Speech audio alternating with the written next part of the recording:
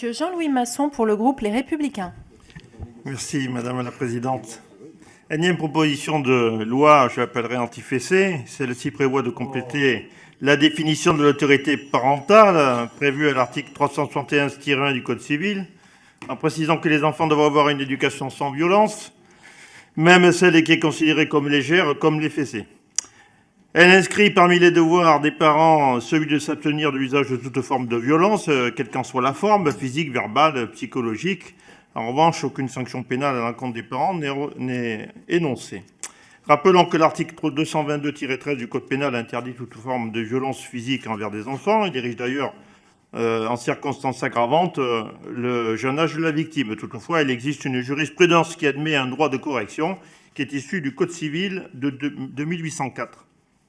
L'article 2 favorise le lancement de campagnes de sensibilisation et d'actions d'accompagnement par la remise d'un rapport. Rappelons que si cette loi a été inscrite à l'ordre du jour, c'est parce qu'un amendement sur le même sujet, voté dans la loi égalité et citoyenneté visant à compléter le Code civil, a été censuré par le Conseil constitutionnel en janvier 2017, car il ne présentait pas de lien avec le texte, saisine du Conseil constitutionnel par les sénateurs des Républicains. Alors je précise que j'étais le père d'une famille de 6 enfants, peut-être que quelqu'un a fait mieux. Tant mieux. J'ai imposé des règles dans leur éducation.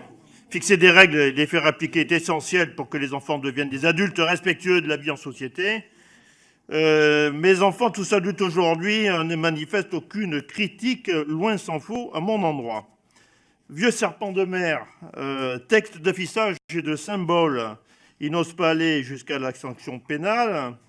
Je considère que c'est du temps parlementaire perdu pour les députés qui se font plaisir sur ce sujet. Je vous remercie. Pour le groupe MoDem, Madame Élodie Jacquet.